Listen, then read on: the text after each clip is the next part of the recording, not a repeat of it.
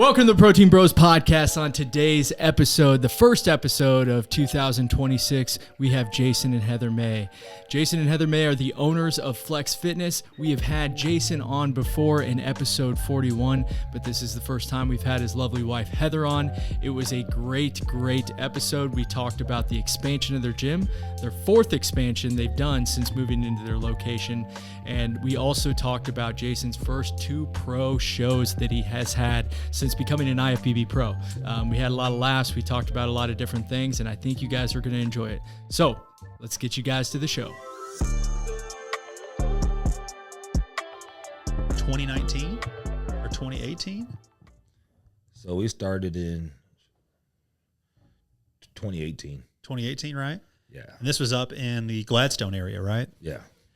And man, I'll never forget our team going out there and just telling me how awesome it was the first time they went. I remember Shagel Patrick specifically telling me, like, dude, Jason and Heather did such a good job with this.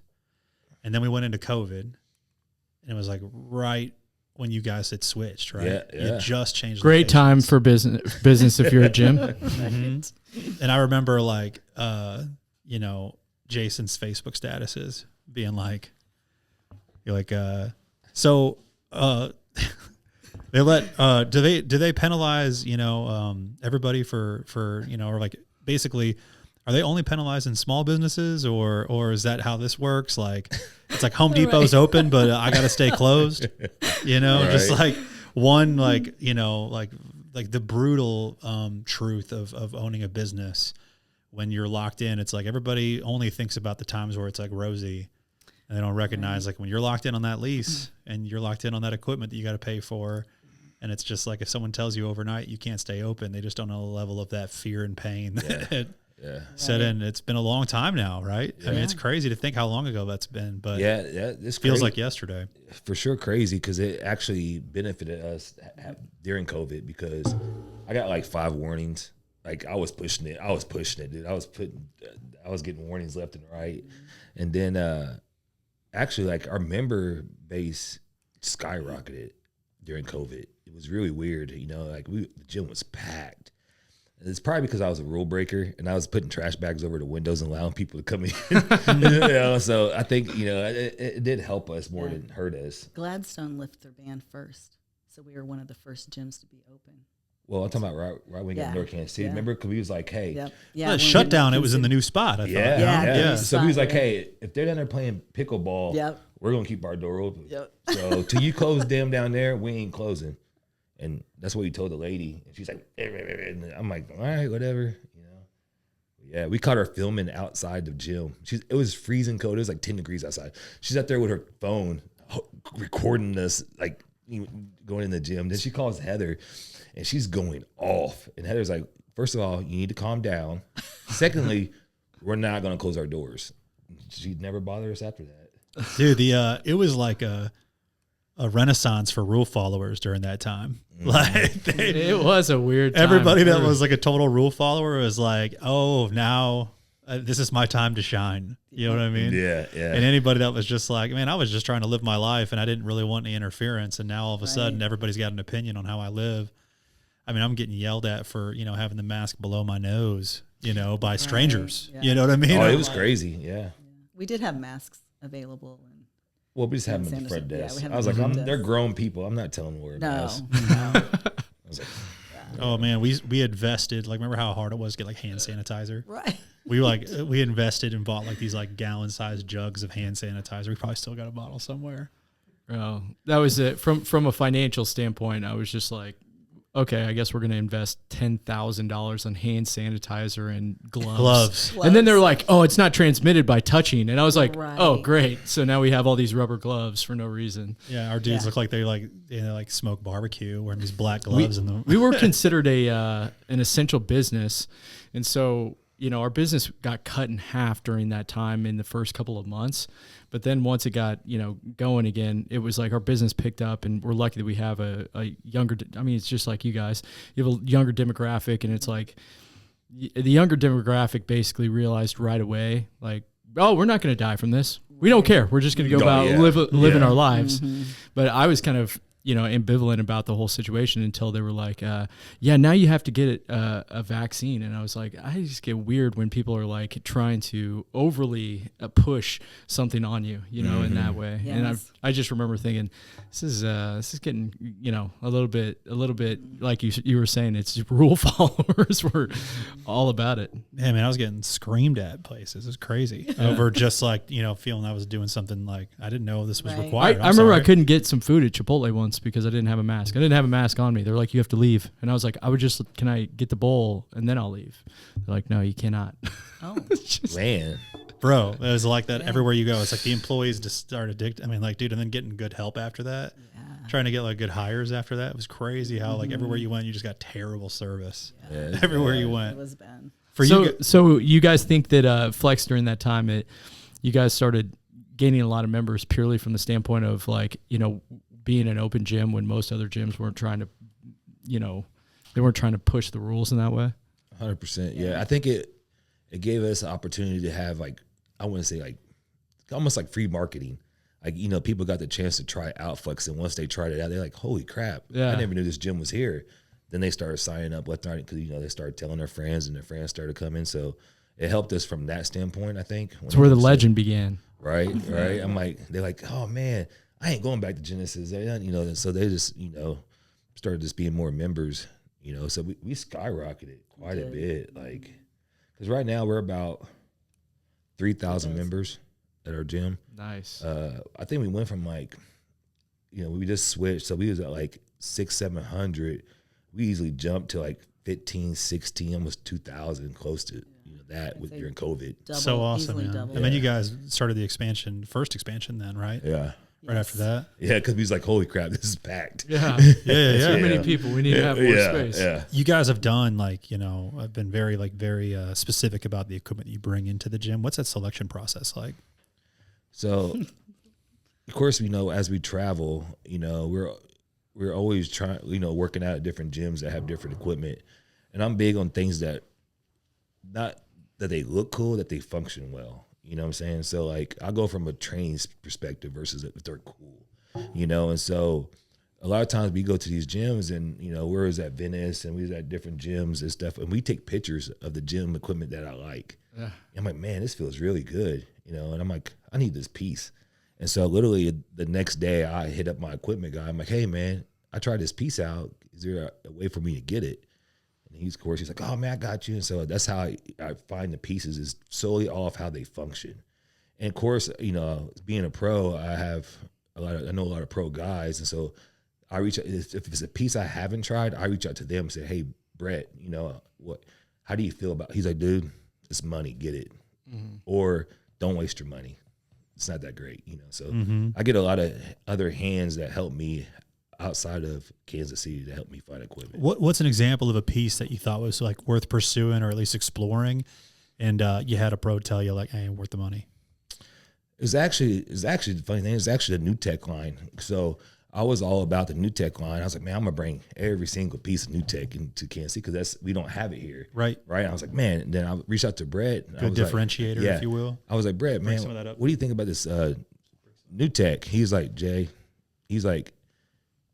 get the leg extension, the close grip pull down, the torture, the drop squat.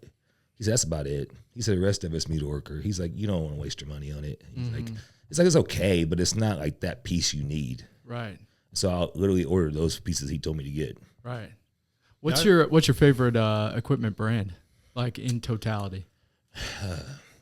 I'm old school. I like the old Cybex and Nautilus and stuff. You just can't go wrong with that in the way it was built. It's the durability of it is really good. When you get to the Arsenal stuff, it breaks all the time. It just doesn't last. It is not.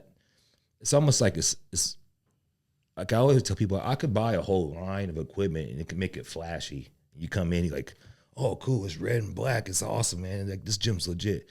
But 80% of it's not good. Right. You know what I'm saying? And so, like, from a training perspective, it's not good.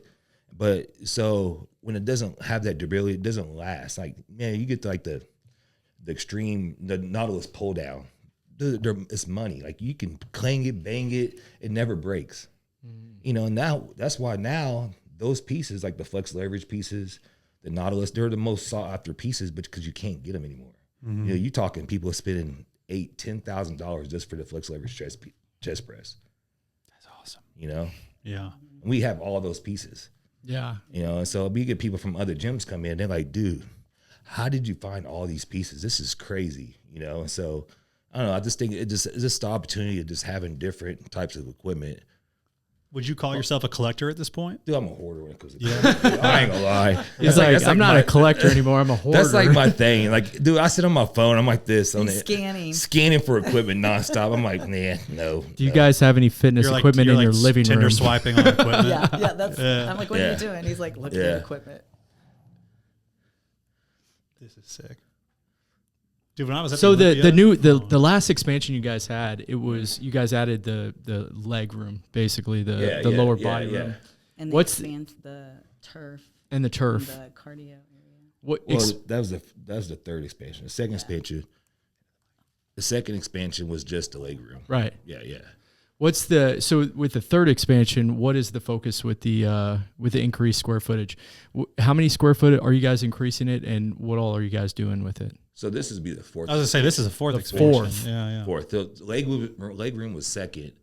Then And we then did the the upper turf. body cardio turf was third, and now we're going to the fourth Right. leg room. So the fourth is going to be 20,000 square feet. That's gonna put us right under 20,000. Wow. And so what is this expansion going to be? So pretty much, I'm shifting the whole entire gym. So we're gonna rotate the gym, and so like the new side is where the upper body is going to be, and so we're doing the hexagon lighting and all that stuff.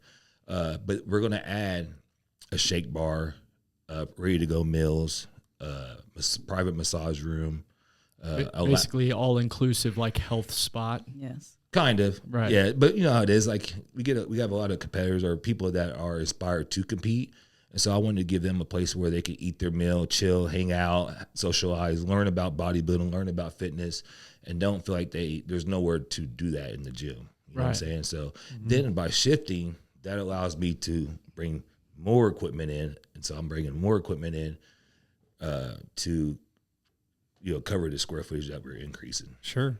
What prepared meals company you So guys who using? you partner with there? I'm not 100% set in stone yet on that. We haven't decided. We tried, I don't know if you remember Don Long back in the days, the old school bodybuilder. Yeah. But he has a meal prep company based, I think, was it Florida or somewhere. so. But we tried his meals, dude. They're phenomenal, and like the serving size is massive. Like you get 10 ounces of meat and 12 ounces of carbs. Really? Wow. And so she literally broke it up in like two meals, and it was only like, I want to say $11-$12. That's Nice. a steal. Yeah. Yeah. That's a it. steal. You know, And he has so- a rotating menu. Yeah, So, so every week you can get changes. online and you can look at the menu and it changes and you can either get like a wrap or a meal or a bowl. And so he has a lot of, there it is. Yeah. Are they fresh or are they frozen? It'd have to be frozen, wouldn't Yeah, it? they're frozen.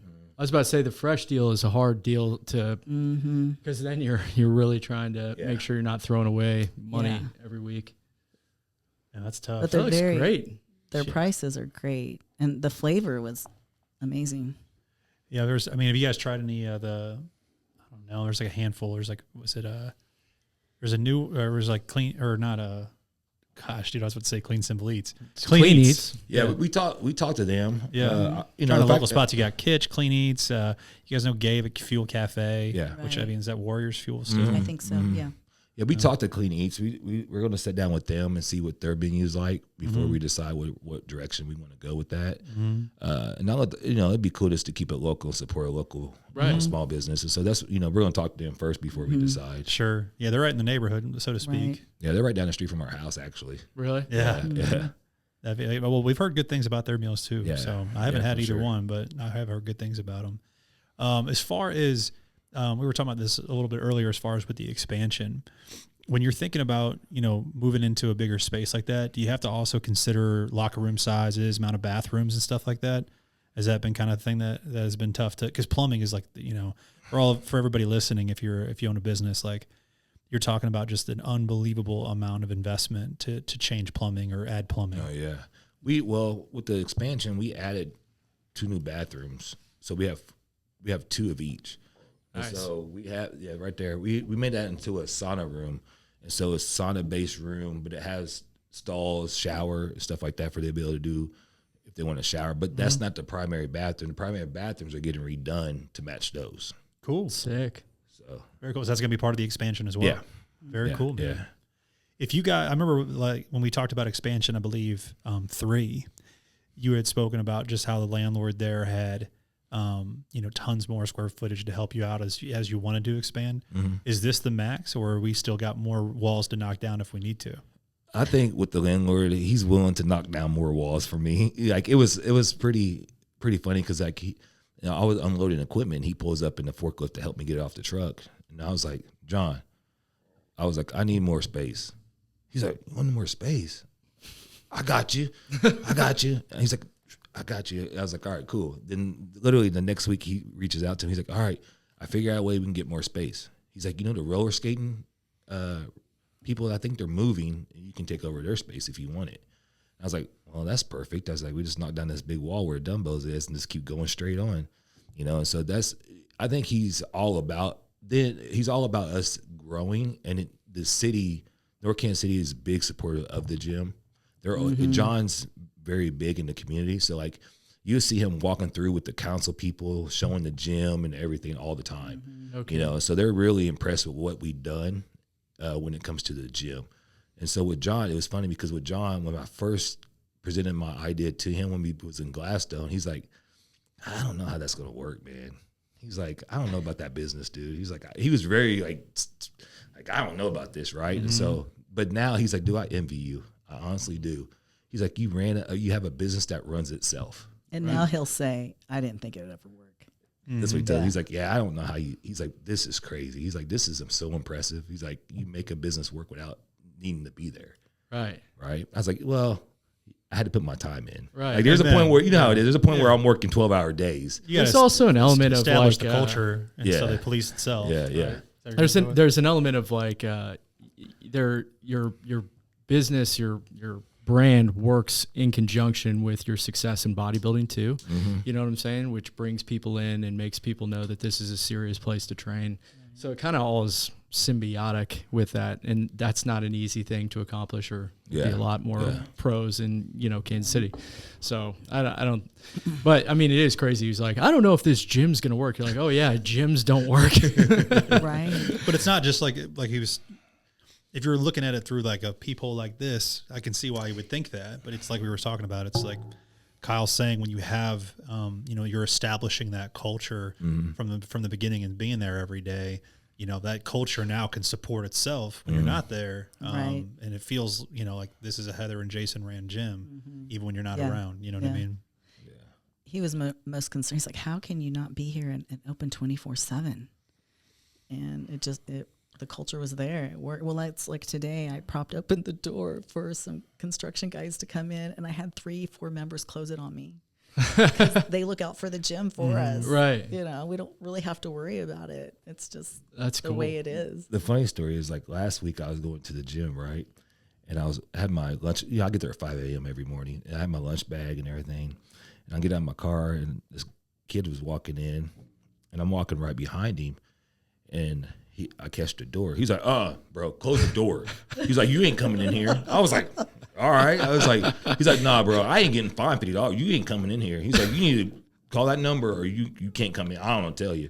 I was like, I'm the owner. He's like, oh man, my bad. I didn't even know. I was like, the picture's on the wall. You don't know I'm the owner. Like, but I was like, hey. I mean, how much do you weigh right now? 265. Yeah, 265. Also walking in here, you Right. don't think that maybe that could be. But I was like, know what? Good job, though. Yeah. Yeah, that is cool though. Appreciate the policing, but Man, wrong guy. he was serious. He was. How long did you let him? Like, did you let it play? Yeah, out I was more? like You're, looking playing at dumb him. to him, like, oh, I mean, you sure I can't? Like, Yeah, I was like, it's okay. You can. He's like, no, no, it's not. Nope. dude, I'll drive up to our stores and I'll be running in and grab something or whatever, right? And somebody will be leaving with a bag of supplements, and I'll say like, oh, hey man, are those guys cool in there? Like, I haven't been here before. I just want to know like what your thoughts. He's like, oh man, they're real cool. Like, dude, that guy was awesome. Like, You're on the TV in there, dude. Right. I'll never have it been caught yet. Like I've played dumb on that like at least 10 times. Like, man, all those guys are cool, but I always waited for that one person to be like, man, those guys suck. You know what I mean? Like something just to give me the opportunity to help. But I just don't even say anything. I'm just like, oh, thanks, man. I hope it's as good for me as it was for you. See ya. With the expansion, are you guys having to increase staff? How's the staffing been going? Staffing goes great. We have a couple of workers for us, man. They're like diehards, you know. Yeah. Like they work hard. They work hard, you know. So, but as we expand, you know, when it comes to the shake bar and stuff like that, we're going to have to hire more help to run that for sure. Are you guys? Do you guys use a cleaning service for the gym, or do you guys have them do it? They do it all. Do it. Sick. Yeah, that's nice. They work hard. Yeah. Have you guys made your recipes for the shake bar yet? I did. Yeah. He created a menu. Yeah. How many shakes? Yeah, there's like a total of I think 8 to 10. Yeah. Yeah, there's a couple of mass gainers, you know, because it's big at the gym. Yeah. There's a couple of lean downs, and there's a couple like not so healthy ones. Right. Sure. You got to do the ones that taste. Is it a bunch of different types of protein, or like one brand or one flavor? Or? I haven't got that far. Okay. Just taste. It says weight isolate. Yeah. we explored the smoothie bars. Like we have smoothie bars in 5 of our stores. They're just not in Kansas City. Yeah. And exploring that was a lot of fun, dude. But it blows your mind quickly how like limited you are if you're not going to do like fresh fruit, or if you're not going to do, and if you do that, it's like, well, now this is just a straight up business you got to run. Yeah. So we kept it pretty simple. Yeah, that's what we do. Yeah. With some frozen fruit and so forth. But 100%. Yeah. It does allow you to do a rotating menu of some sort, when it's like, well, what's coming seasonal up next? and whatnot. Seasonal. Yeah. Shamrock shake. Shamrock shake is what I was thinking of. We thought about, you mentioned doing a trainer. Yeah, so we do a trainer of the month shake, that's so good, like we let the trainer private menu. We let the trainer design their own shake, and then the thing is that gives us an opportunity to see how it does, and if it does really well, we just keep it on the menu. Keep it on. So I let Ty know that he's the first. And it's so excited. Like, he thought this guy won the lottery. Like, it's hilarious. He was all pumped up. He's like, you can't take that back. I've already told 10 people. You can't take it back. That's awesome. One of my favorite things we never did, but I think would be awesome for your gym, that we doing like a challenge one where it's like a 10,000 calorie shake, just something crazy. Calories. And it comes in like a cup that like they can keep, you know what I mean? Like they go $20, but it's like a 44-ounce plastic cup with the Flex logo. It's made in a gallon of whole milk. The gargantuan, or whatever. Like just to drink it in 5 now you're getting into there you go. Somebody might throw up. Russian bear. Oh God, Jason, is that how you got so big, dude? Were you taking the Russian bear? Right. That's awesome. Do you guys remember Russian Bear 5000? No, that was a real product. Yeah, 5,000 calorie shake. And it was mixed up with a whole gallon of milk. How many scoops is that? That's what made it 5,000 calories. Is this plus 1 gallon of milk? Oh, 48 ounces of whole milk. Oh, bro! I'll never forget. How many people puked off this? A lot.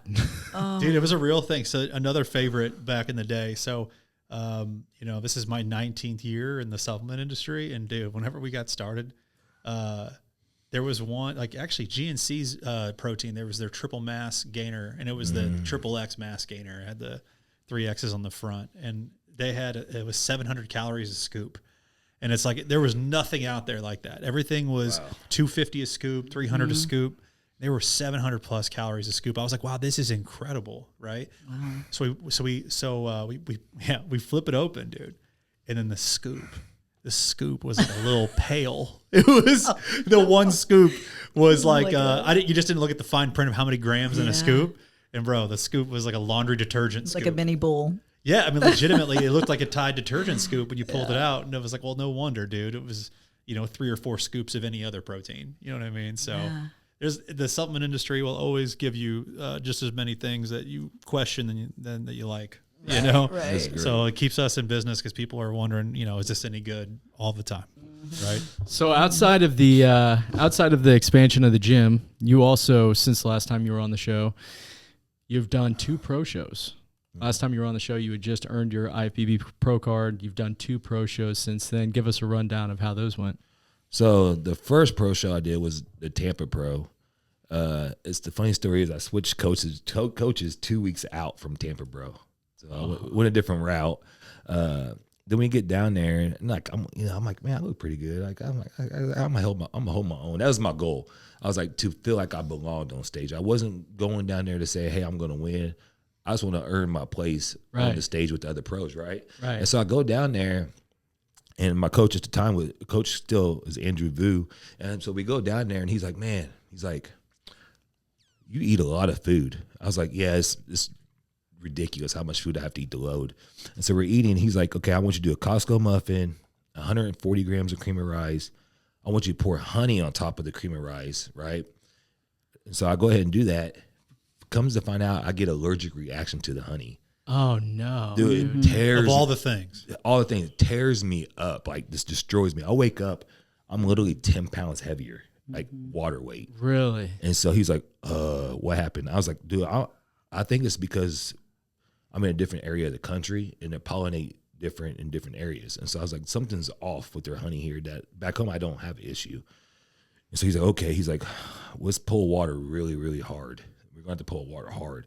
I was like, all right. I was like, at this point, I'm like, dude, I just want to be able to get on stage. I don't care how we do. As long as I just look presentable, right? You know, I'm like, I don't look bad. And so that was our goal. And I still didn't place. I placed like 14th or something like that, but I was like, I still beat like 6 or 7 people. And I was like, that was like my worst look. I was like, I looked like, bad. And so, I kind of reevaluated that. I told, we sit down and talk, whatever. I was like, I don't know if I want to keep going. I was like, I don't know, man. I'm like, it is. We're getting older. Kids are getting older. I was like, I don't know. But I was like, no, I'm going to do one more. I'm going to try one more. So I told her, I was like, listen, if I don't crack top 10 in my next show, I'm done. Like, I'm hanging it up. This is it. So I go there. We go to Mexico City Pro, and there's, 5 or 6 Olympians just got off stage. And we get down there, and I'm like, okay, I look really good, whatever. I'm pretty, dialed in, pretty filled out. And so I get on stage. I end up cracking top 10. I told her, I was like, I guess I gotta keep going again. I was like, man, this is gonna be like the own pattern. Pull you right back, yeah. Yeah, I was like, this is gonna be like a consistent thing, So we end up placing top 10, and then It's crazy how different you look from Tampa to here. Yeah. it was not crazy. Isn't that Crazy. the honey crazy, right? Yeah. Like, I mean, just and so so much more diced. yeah, like look, see, yeah, I mean, all the separation in your legs. I mean, dude, Yeah. I'm sure you got striated glutes. yeah. Oh, Yeah, my yeah. glutes are always. That's one thing I can They're get. still straight. That's one thing I can get. That's one thing I can get pretty peeled is my glutes. Is I get them pretty dialed in. But yeah, but we go there, whatever. Of course, Who was to your left here? that's Husan. So he's a big time bodybuilder. He's from Egypt. Mm-hmm. But the lighting washed us out. It was terrible. But I ended up cracking top 10. So I was like, I guess we keep going. So now I'm getting ready for the Chicago Pro in July. And then I guess I'm doing a season, Andrew told me. So I'm doing more than one show. Okay. So But first show will be July, and then we just kind of yeah, so after regroup after and go yeah, from there. Yeah, because in July there's the Chicago, then there's Tampa, then there's Texas. So we have quite a few shows we can choose from. What's so obviously you've done a bunch of or you've done a couple professional shows. You've done quite a few before that, obviously, to become a professional. What's the difference between amateur and professional as far as like the experience of a show? There's really no difference. I thought when I turned pro, I was like, oh, this will be great. Like, I'm going to turn pro, right? I go to a pro show. I'm like, man, I got more stuff at an amateur show than I did at a pro. This is crazy. Yeah. Like, I'm backstage, right? At the pro show. We was at Tampa, and I was like looking around. I'm like, they don't even give you stuff to pump up with. I was like, this is crazy. Like, I had to bring. They didn't bring like weights or anything? Not even like Nothing. resistance Yeah. bands. No, nothing. Jesus. No I'm kidding. Like, I'm like, even amateur, we have resistant bands and some Yeah. dumbbells. You're out I'm here like, lifting like hotel banquet chairs. Right. and my buddy's like, I got you. I got a band. And so we're like sharing a little tiny like glute band to Yeah. warm up. I'm like, this is crazy. Like, dude, honestly, they don't treat you any different being a pro versus an amateur. No kidding. It's maybe, if you get to the Olympia, top maybe 5 in the world, like, Sure. then they're going to treat you different. But like, if you're like not that guy, like, there's really no different, there's just there's no perks to it when it comes to being a pro, Right. The only perk is that, yeah, you crack top 5, you can win some money, qualify for the Olympia, then the big stage, like everybody wants to get to. But other than that, everything else is the same. That's crazy. You guys notice being business owners now when you walk into places when you're just like can't help but put your business owner hat on and be like, man, they could have done better. They could have Here, done here, this here, better. here. They Like, could have done Oh, this 100%. it's just so frustrating at Yeah. times, right? Yeah, 100% when it comes to that. You're out when you're like at a show and it's like you're watching, like I said, it's like there's like we paid all this money to do the show, And like, heaven forbid someone give me a reusable piece of equipment. Like, it would cost them $0 to have Right. some pump up equipment. Oh yeah. To just make the experience better for the competitor, you know? Especially in Tampa, where there's just a billion gyms around there that would be like, yeah, sure, we'll help out, you know? Yeah. Well, that's why Make I it think easy. that's why I think certain people go to certain promoters because they know the promoter puts the money into their shows, and so people gravitate more towards those shows versus the ones that like don't put anything into their shows. You Right. know? So I think especially once you turn pro, like you're saying, because I think a lot of people when they're amateur are picking the show based on where they think they can win. yeah, 100%. Right. Now that you're, once you established, it's like, all right, well, I'm just going to go to the show that I actually want to participate in. Yeah, somewhat. There's people that still kind of like wait and see who signed up and like what the Right. competition like. Sure. And for me, like when I first did my first pro show, I was like, know what? I'm gonna go against the best to see what I look like lined up against somebody that's legit good, you know. So I went again in my first show. It was John De La Rosa, Jordan Hutchison. All those guys were in my class. And I stood right next to Jordan Hutchison. And I was like, okay, because the first group the group I walked out with, it was funny because the group we walked out with was all the top pros was in my group. Yeah. I was like, well, I told her, I was like, well, I guess I'm gonna see how I look today. I said, man, Here we go. We're going to find out real quick. There ain't no easing me into this. I guess Right. I'm just like, here we go. And so, being able to stand next to him and not get outsized, that was my biggest concern. It was like, man, am I big enough? And so I was backstage warming up and I'm looking around. I'm like, man, I'm bigger than most of these dudes. I was like, I got this. And so that was a big wow moment for me to actually realize that like I belonged back there versus like not Right. belonging, So like Imposter syndrome there's didn't a good last picture. long. Yeah. Yeah, that's a great picture. Where is that at? Is that I ain't in never seen Tampa? that picture.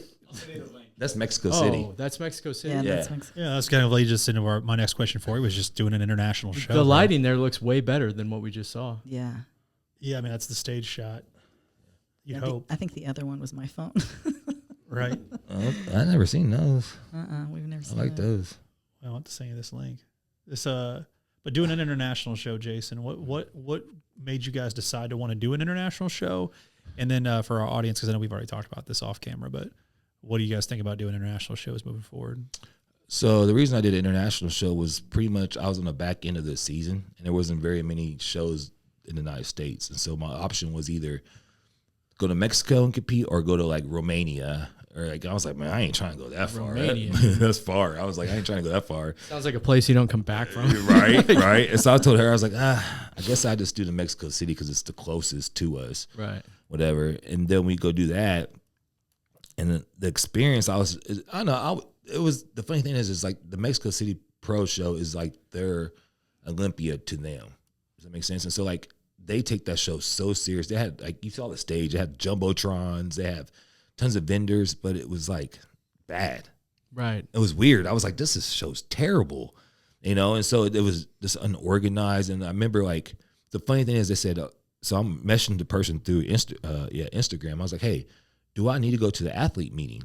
I'm like, because they have that at the amateur level. I'm like, you know what to do. We're pros. Like, why do I need to go to the athlete meeting? Right. And the lady's like, yeah, you need to come to the athlete meeting. So I was like, okay, well, what time is it? They kept flipping times on us. So I was like, okay, this is confusing.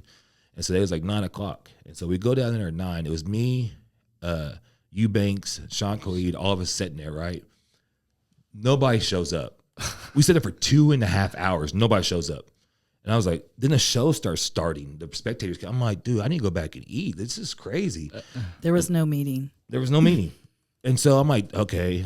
So I go back to the room. And luckily, at the time, Hunter, her friend was competing. Mm-hmm. And so I was like, hey, Hunter, can you let me know when the wellness is going over? I can come back to the show and you can get backstage. Hunter Henderson for our listeners, right? Yeah. And so she's texting us. And she let us know, and we come back and compete. But it was very unorganized when it comes to like structure and time. Yeah. You never knew. Like, they kept flipping the time of when the show was starting. I'm like, do they understand? Like, we have to load, like carb load. We have to eat. Like, now I'm like stretching meals out because I don't want to go on stage full. So it was very hard to plan that show because it was so unorganized. You think that was like cultural? Like 100%. Like for every time I've been in Mexico, everyone's not in super hurry. They're just kind of chill. I think throughout the whole process, they wasn't like, oh no, what do I do? They was all like, Yeah. They was like nonchalant. So I was like, okay, but it was crazy because they didn't. You could tell is very. They was very about their people. Yeah. You know what I'm saying? And so like even when I did this show, there's a few. I beat most of their pros. There's a few that beat me that shouldn't have beat me. That was Mexico City. They're pros, you know what I'm saying? Right. So I don't know. It's cool that they support bodybuilding. It's a big thing there, but they make it very hard to want to come back and compete there for sure. Sure. Yeah, and they don't have cream of rice there either. It doesn't exist. That's crazy. Dude, Hunter saved me. She brought some cream of cream of rice. rice. Yeah. Oh, I didn't have Yeah. any. Like I went to Walmart. I went to every store. And I was even asking people. And they was like, never heard of it. They're like, We were "Oh." downloading apps, searching all the stores on the apps. Well, isn't Sean, isn't his like top selling cream of rice? Gosh, what's that like a Hispanic dish that? Yeah, the horchata Yes, flavor. Yeah. It's like his like number one seller. yeah, That's crazy. Yeah, Rice cakes too. they don't We have had a rice hard time cakes. finding rice cakes. Really? I did. You got some corn fi- on the regular. They're like, we have tortillas. yeah. Yeah, we've ended up finding some though, man. Walmart. Those rice cakes were good though, man. I was tearing those things up. It was more like a cracker, more like versus being airy. Yeah. Man, I They was were it thinner? condensed. Yeah, Thinner? they were yeah, condensed. I was eating those things like it's going out of style. Yeah. But I Yeah, and then we got back here, and he's like, "Can we find those? We got to rice get cakes? the Mexican rice cakes. Yeah, I found Look up Mexican rice cakes. I found the rice cakes that's very similar to those at Sprouts, and so that's what I eat now. Nice. Yeah. Heck yeah, a dude. lot." What are they? You know what they're called? What's one? Do you know what they're called? The ones from Sprouts? They're just the rice rice cakes. cakes. The Sprouts brand. Yeah, organic rice cakes. That's what they call it. The funny thing is, like, so traditionally, like each rice cake is typically 7 to 11 grams of carbs per rice cake. Like the ones you buy at Quicker's, whatever, right? These are only 5 carbs per rice cake. So I get two. So I get 2 rice cakes, double. So like if I eat, This is the most bodybuilder thing I've ever. Right. if I eat, so if I Life eat, changing though. so if I eat 7 regular rice cakes, I get 14 of these. See? Still, You- Do you you top should- them though? The illusion Or of are they getting just more. Plain? I eat them plain, dude. Well, you put cream of rice on some, don't you? No, I eat them plain. Okay. Those right there, game changer. I'm telling you. We're all about volume right now. That's when we're right. cooking in our kitchen. That's right. So Look, How much carbs are you eating in a day right now? I don't even know. A lot. I eat 7 meals a day, Yeah. so I'm probably about. I'd say probably 500 grams, maybe. yeah. Nothing crazy. It's not. That Nothing seems crazy. Yeah. No, I've but been 1,000 before. the phrase for like for volume, I like tell people as far as like snacks and stuff, and I'm like breaking it down by the calorie like you're doing, Jason. I call it hand to mouth ratio. yeah. It's like, dude, I get to do this Right. 38 times for one serving. You know what I mean? Yeah. Like it's a big deal Yeah. versus like 7. Dude, it's You know? funny because we do. We Instacart everything, and so I'm like, on Instacart Sprouts, I'm like 10 rice cakes, 15 rice cakes. And they're probably like, who the heck is ordering all these rice Literally cakes? our entire stock. Well, we go to Restaurant Depot, and I buy the cases of egg whites. Oh, that's Heck Like, yeah, I dude. have to buy. That's the yeah, move. it's- Restaurant yeah. Depot. I eat a lot Yeah. of egg whites. Lots of egg whites. And do you drink any of the egg whites, or are they all cooked? No, I'll cook, man. I like to eat. Yeah. I'm with you. She makes me egg white pancakes. So I eat- make it into a meringue, Yeah. and then I just have all the burners going, and just pancake. You get you one of those Blackstones. Just start. Yeah. We knock- have knocking one. them We out. have one. It's just too cold right now. I feel It you. is cold. Yeah. It's only going to get colder this weekend. Dude, this is a really good question I have for you guys, and this is for both of you. I'd love to hear both your responses. Protein is just going out of control as far as like in the let me just rephrase this. Proteinification. Yeah, the proteinification of foods. food is just going out of this Yeah. world. So it's the most trending possible additive to foods. You're seeing like protein in Starbucks and protein in Dunkin' Donuts drinks and so forth like that. Has that changed at all for your guys' diet by being able to finally find things that are higher in protein, or is everything just kind of staying the same? Mine hasn't changed. I eat just the same stuff You're telling me you're not getting the Dunkin' Donuts Protein refresher? coffee? I didn't know they even did that. 1,000 calories, but 6 grams Well, I of love protein. that you're not noticing because it's like Yeah. crazy what it's doing to the price of protein as far as like on the wholesale side or Jacking it up. jacking it way up. You're going to see a lot more beef protein and stuff like that. You know, different types of proteins coming out or more trending because the price of whey is just going skyrocket because of all these brands, including, I mean, there's protein Pop-Tarts now. And like not the legendary foods ones that are good. Right. We're talking Pop-Tarts brand With came extra out with protein. and it's always like 4 grams, 6 grams more. What do you got here? What's this one? Oh, A new one. This is My Cookie Dealer, which we've had their cookies Jason, you before. take that to your coach and be like, And "Hey, then I'm going to start eating We these." were like, this is just a cookie. They're like, oh, it's just a cookie. It's like 500 calories for one of those cookies. I'm going to switch these out for my egg whites. Is that okay? Yeah, right. Talking about No. because like going back to volume, it's just, dude, in today's day and age, dude, it's getting bananas how many brands are coming out with like their own version of protein, and everybody's coming out with a supplement line. It's just the amount of options is just Yeah. it seems like endless now. It's I think crazy. by adding the protein, it makes it healthy. Bro, it's so bad because it is messed up because there's plenty of consumers out there that they know they know they need protein. Right. They just don't know how much protein they need, and they're not tracking their protein intake. And so they're like, oh, I get 6 extra grams of protein. This is going to change everything. And it's Right. like, Right. no, it's not. I've been trying to get more protein in, and you're like, what'd you do? Like I had a lean pocket instead of a hot pocket, Right. and it had 7 grams. It's all processed. It's the most processed crap ever. Yeah, the source of the protein also super important, and they don't recognize that aspect. It's just like Yeah. they think protein's protein. So it's just a new wave of generation of people that will have to be hopefully, educated into a point where 7 grams of protein. Yeah, man. You only have to Protein eat, popcorn. 500 calories to get that 7 grams. Right. And then, That's zero fluff though. do you not want your popcorn to be fluffy? Right. Is my question. Eating the kernels, Like what? like corn nuts. You open it up, it's just a bag of Actually kernels. corn. It's just getting out of hand here. So anyways, I'm glad you guys haven't noticed that. Do you have a favorite protein that you guys use now? A favorite powder? A favorite one that you actually be consistent with? Currently, I switch back and forth. I'm in this, of course, the Ninja Creamy kick too. Heck yeah. So it's all about how it blends. So good. Right. And so I do like a pro. That's Jeff Long's line. It's really clean. That's the one I mostly do. That's what she makes my muffins with too. Heck Yeah. yeah. Ninja Creamies are, man, crazy what you can do with the protein. Yeah. Yeah. Crazy. We do a little bit of that sugar-free pudding mix in ours. Oh yeah, that makes a Yeah, it huge makes a big difference. difference. I've been doing gar gum.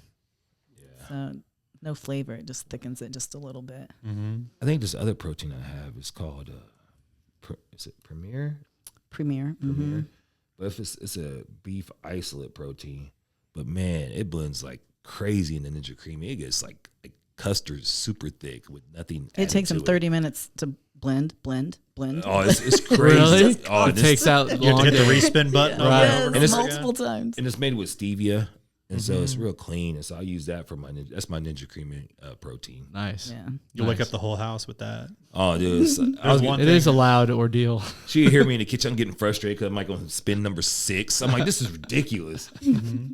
He keeps going back to it. It's good. Yeah. Oh, that's funny. Yeah. While we're on the topic of food, when does the real prep start, or is it already started?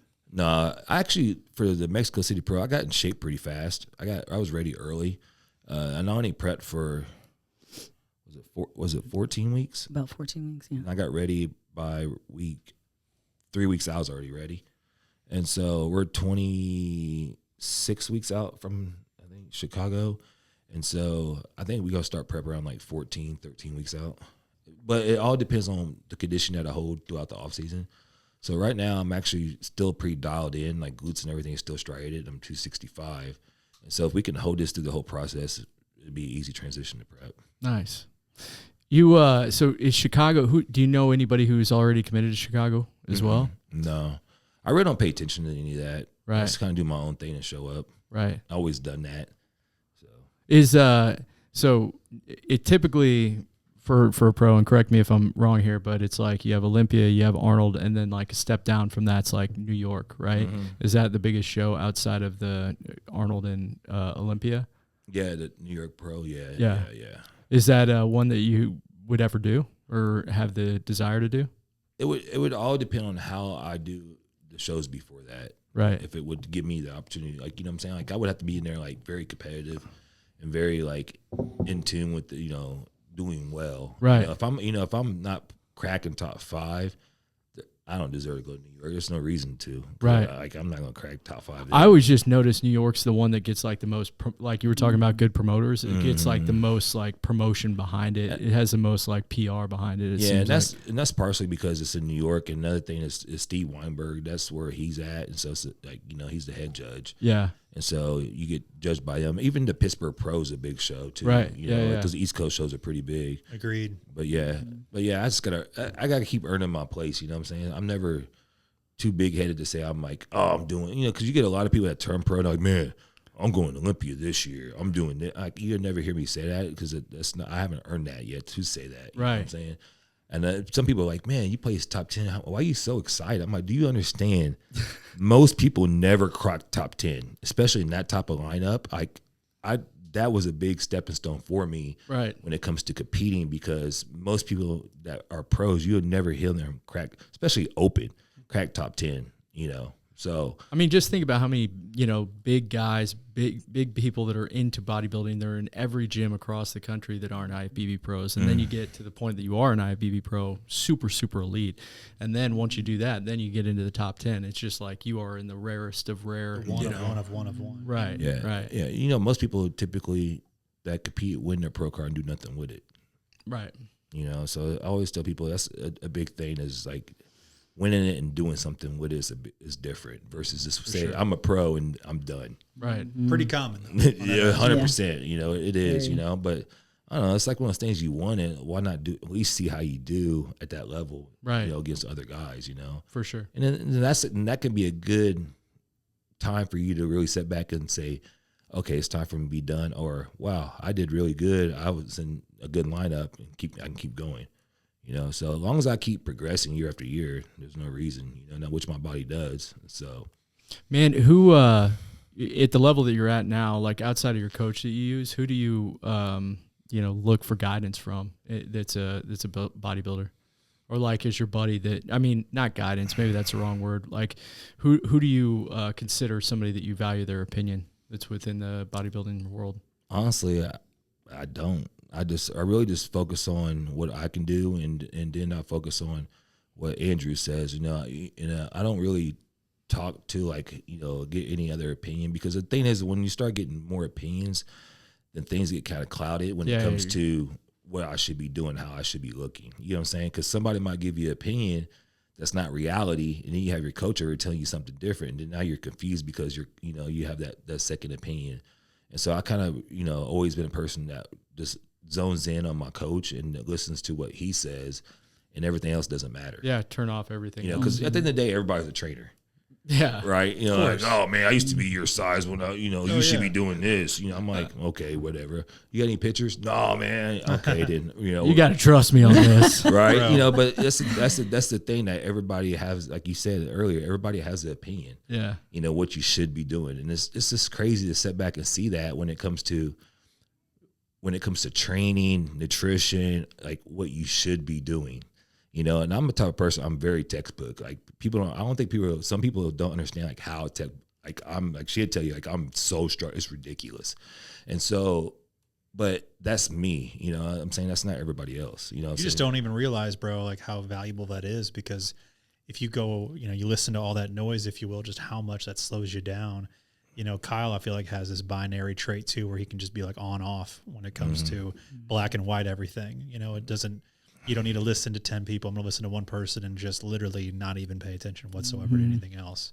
And you can go a lot further following one person's 100%. guidance than getting the opinion of 10 people. And so, even when we're giving meal plans out in the stores, we're like, hey, I just ask respectfully to, like, if you want to make a change or if you have a question, you just come to me.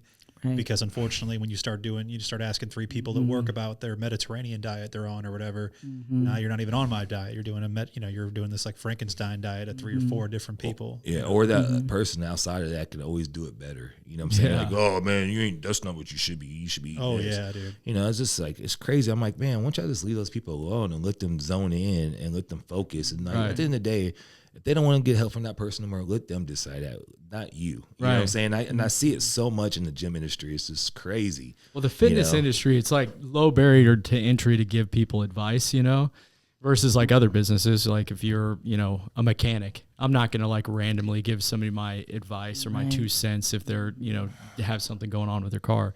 But fitness, everyone feels like they can watch. I've been on a diet before. I've been on a diet. I've lifted weights before. I'm an expert at this. Yeah, I played high school sports.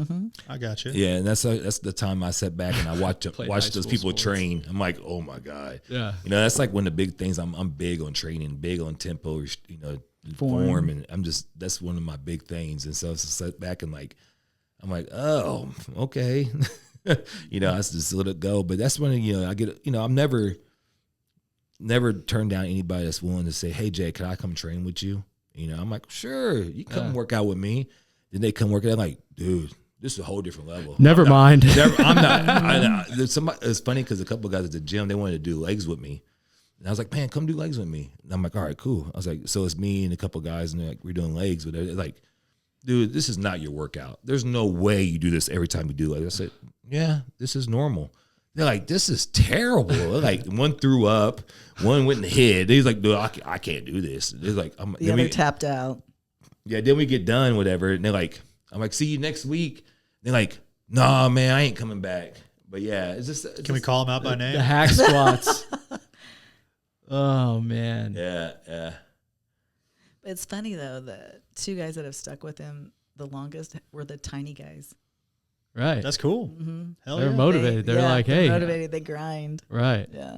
One right now is actually our front desk worker. Telling He you. is. He's sticking with you? He's transformed. 9 day fast. different Hell how yeah. he looks. It's funny because it's Congrats, like, Tony. right? Shout out Tony. It's funny because he never really had a program, never really trained. And like, so I molded him to a training guy, and so like, it's cool to see him evolve and see him like his mindset and that stuff. Honestly, the mindset goes outside of the gym, so him as a person, as a man, is becoming stronger. And that's kind of cool to see that, come forth. So much carryover. Yeah, You know what I'm saying? Believing in himself, confidence. Oh, it's 9 day. Just the discipline of and being mentally strong. Yeah. It's cool, man. As far as bodybuilding, locally in Kansas City, I know you guys keep to yourselves often. It's like, you every time I ask you a question, Jason, it seems like, well, I stay in my lane here. But do you keep an eye on the local bodybuilding scene? How do you feel like that's evolved in the last 10 years or so? Yeah, I still go to, I still coach some competitors at times and stuff like that. So I'm still involved when it comes to the shows and stuff. And I think it's a lot more popular now. Like, everybody wants to compete, which is cool. I think that, that helps the sport grow and gives Kansas City become more of a bodybuilding place, a state where we didn't used to have that. Right. But it's just, I don't know. I just think everybody now is a competitor.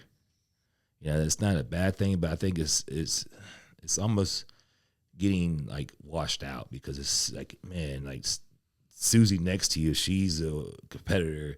Then the person next to you is a competitor. Then they have their wolf pack bag with the competitor sticker on it. It's just like I think it's more now about like social media, what you pursue. I was just about to say yourself that. on social media as a competitor, in which me, I'm like, I don't hardly post anything. I post every once in a while. I posted a little update picture, but it's like they're so concerned with what other people think of their physique, right? And I think that's not what bodybuilding is. Bodybuilding is the thing where you focus on yourself from a mental standpoint, physical standpoint, and you just work, regardless what anybody's doing around you. You just work, And so I think people are like, man, John's showing up to the show. I don't know if I'm gonna be, who cares? At the end of the day, John might mess up and not look good, or the judge might think you look better than John. You know what I'm saying? So I just think it's it's more social media driven. It's just influencers more. You versus you, if you will, versus that's how you'd like to see it, but unfortunately, yeah, bro. I think since him and I opened in Kansas City, our first location, it was one of the first things, like, if you were to be taken serious as a bodybuilder, you had to be sponsored. And it was like so quick how many people wanted to put like sponsored in their bio as like now they're enough, now they're worthy, now they're validated, right? And it's been nice, honestly, to see like way less of that, because it's like it's been so watered down, like you're saying. It's one thing to be like a competitor. It's another thing to win your class. It's another thing to win a show. It's another thing to, have a real sponsorship versus you get 20% off, bfesups.com, and you're an ambassador or whatever. You know what I mean? It's just like the barrier of entry was just so low. Yeah, nowadays, the guys that do perform well in bodybuilding or do well in shows don't even get the opportunity anymore because it's all about followings and what you can provide from social media. Where back in the days when there wasn't social media, it's about the work. It's about who, like, Jay Cutler, when he got sponsored, his dude was legit. It's like not like that now. And that's what somebody asked me once. I was like, Jay, when you turned pro, did you get sponsored? I'm like, no, man, they wasn't knocking at the door. They might, reach out, but it's like you said, ambassador program. I'm like, no, bro, I'm not doing an ambassador program. I'm past that time, So I always tell people it's just, it's all about the influencers. Then also when it comes to like the shows, that when people compete, everybody wants to do a national show when they shouldn't do a national show. Does that make sense? And so like you go to these shows and they win their class and there's 2 guys in their class. They're like, man, I'm national qualified. I'm going to nationals. And then you go to nationals. I'm like, okay, you're going on vacation. I call it you're going on vacation. Yeah. Because what happens at national level, you don't crack top 5, you're done. You can go home. They don't care if you come back. And so I tell people, you're going on vacation because that's what you're going to need to turn it into because you're not going to crack top 5. And so I always tell people it's just like when I first started competing, there was levels. Like I did. So what my coach at the time was Matt Porter. Back when I started, he was like, okay, you have to win 3 overalls at a state show before you can do a junior national show. I was like, man, that's kind of rough, right? Whatever. And back then, junior nationals was a big deal. Big deal. Like just Kevin Jordan, everybody did junior nationals. It was a big deal. And so I'm like, all right. So I won 3 overalls. So I'm like, all right. He's like, okay, we go junior national. I went to Chicago. He's like, don't ask me about national show until you do well junior national. So I ended up cracking. I was second, close loss to whatever. But that I had levels I had to go through to be able to get to the national stage. Now there's no levels. They go 1 state level show, then jump to the national show, which they skip everything in between. Right. You know what I'm saying? Because you can't get a pro card at a junior national as a bodybuilder, so I'm just going to skip it. No, you should still go and get the experience and understand at that level what you're getting yourself into. And you can always obviously peak again, and 100%. You can do well, then say, you know what, USA's is 3 weeks later. I'm gonna jump in USA's. But people don't do that now. I think that's what bugs me the most. Sitting back and watching is that everybody's national qualified, and even though some people's bios you see future IFBB pro. Oh yeah. How do you even see? How do you know that? Yeah. That is crazy. Yeah, dude. Right. I've seen that many times over the years, and I just, I'm like, most of the time it's somebody that's just really young, and I'm happy to see that. Yeah, it's a little more frightening when they're not very young, right? But it's just like, hey man, you're not there yet. It's okay. You don't have to. But I think is people don't realize, like, I know for bodybuilding, they don't realize how hard it is to turn pro. You know what I'm saying? And it's like almost like you're almost devaluing what I've done because you're like, I'm future IFBB pro. Dude, 1,000%. Yeah. It's just disrespectful. I'm still like, man, you understand? I'm like, this is crazy. Training to be an IFBB pro versus saying future IFBB pro, very different thing. Right. If I said, I'm out here running 5Ks, and I'm like, future Ironman. Like, bro, 128 miles and 3.1 miles are very different things. Don't talk about it until it's there. That's why that's the biggest thing I feel like is discredited, is just the level of how hard it is to achieve those things that people just throw it around like it's nothing. And they say like, oh, when I turn pro, I'm like, when you turn pro, how do you know when you're going to turn pro? I was like, when I was an amateur, dude, you would never hear the pro word come out of my mouth. I never felt like I had to earn that. And so, like, even when I did, I did national show probably four or five times, and I was top 5 almost every time I competed. But when I got off stage, you never see me post and say, man, it wasn't, this is it. I never blamed nobody. I just did the work and got back. I said, no way, I got to get better. And so I always tell people, like, that's the way it should be when it comes to competing. You just got to get better. Don't throw the word pro out there, because that's discrediting those guys that did earn that at that level. And so I don't know, I'm just big on that. Like, you need to earn that standard. Even in our home, he never mentioned pro. I'm with you, man. You just put your head down and you worked. It's process. Like, it just, yeah. Also, it's a testament to when you do something long enough, the goals can kind of fade. But if you become like ridiculously, this is the process. This is what I'm gonna do. It's who I am. It's not, it's not just me chasing a goal. When I hear somebody like, I'm gonna be a future IFBB pro, I think about it like, oh, they're still in the phase of like that motivates me. They haven't like got through that to where they're like, no, this is just who I am. Mm-hmm. I live like a bodybuilder. Even if I wasn't competing, I would be doing these things. Even though you got to compete to be a bodybuilder. Process driven versus like results driven. And as people ask me like, man, when you done competing, Jay, are you going to eat different? I'm like, no, man, I enjoy the way I eat. The only thing that's going to change when I'm done competing is me getting on stage. Right. My training stay the same. Yeah. That's it. So then, will you ever truly be done competing? Oh yeah, I'm not gonna be that old guy on stage. Like, I'm 65 still. No. You never know. Yeah. Never say never. Dexter Jackson did it for Yeah. He's a freak. Yeah, no doubt. We have our favorite question to ask everybody at the end of these podcasts is just, what's your favorite good barbecue spot? But I want to change it up this time. If you're having a cheat meal now, right? You're having a full on treat, if you will. If you're going off menu, where is it? Wait.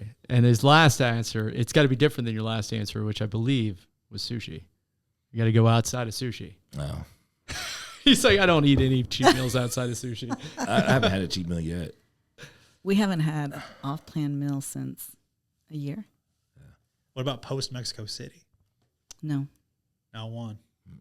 He had egg whites and rice cake. I think. Do you at least increase your food after if you get done, you're like, man, I'm gonna have this extra rice cake because I got done with the show. No, go right back on plan. See, that's what I'm talking about. Process. Right. That's crazy. You're like, you said earlier, earlier in the podcast, you were like, I don't think people understand like how regimented I am. And it's like, that's unbelievable, dude. Yeah. Just getting off stage and that's right back that's on from what, 2 a.m. in the morning? What's that? Your day, like your regimen, like I wake up every day at 1:30. 1:30. Sometimes 1:15. I don't use an alarm clock. You go to bed at noon? 7. I go to bed at 7. That's 7, yeah. Ah, man. I would do Five Guys for sure. Burger. I haven't had a burger in a long time. they're 2 doors down from this very spot. Yeah, bad influence. I can actually have it served to you right now. I saw it on the corner. Yeah. Heather, what's yours? Oh gosh. Are you as regimented as well? Like, have you gone off plan in the last year? No, whatever he does, I do. Like, yeah, I'm always on plan. Yeah. I may switch my food up more than he does, but I'm still always on plan, even though I don't do shows. What would be the hardest food to say no to? How about that? Since you're just not chicken going to give us a nachos. real answer. Chicken nachos. Yeah, you like make those yourself already, right? Yeah. No. What's that? Dude, so I make these nachos like Oh, all you the do? time. Yeah. So Legendary Foods came out with some like pop chips, right? And they have like they're like a sturdy chip. Like those Quest chips are like dainty and small, right? Yeah. But these Legendary chips, man, they're like big, legit chips. And then if you air fry them, they crisp up. And like they're sturdy. I can like pick up a big chicken nacho and it won't fall apart on me or whatever. And so anyways, I'm just letting you know, like you can make some 20-gram protein chip nachos real easy. I have to look into that. Yeah. They can make it fit. Where's the chicken nachos you like? Is this a restaurant or is this something you're doing at home? Where's the restaurant we'd go to that's in North Kansas City? Is it Jack and Paula's Tavern? Paul and Jack's. Yeah. Paul and Jack's Tavern. And they got the They have hookup on the lobster chicken. nachos. Ooh. Yeah. That's a flex. Those are good. And they had good sized burgers too. Yeah. When we were doing cheat meals a couple of years ago, that's where we were. I was gonna say maybe in 2028 or something. You guys. Have Right. Anyways, hey, we respect you guys so much. We appreciate it. Congrats on the expansion, the fourth. Thank you. Yep. Fourth. And man, looking for big things out of Flex Fitness this year, and then we'll be keeping an eye on you at the Chicago Pro. I appreciate it, man. Yeah, thanks, guys. Yeah. Thanks.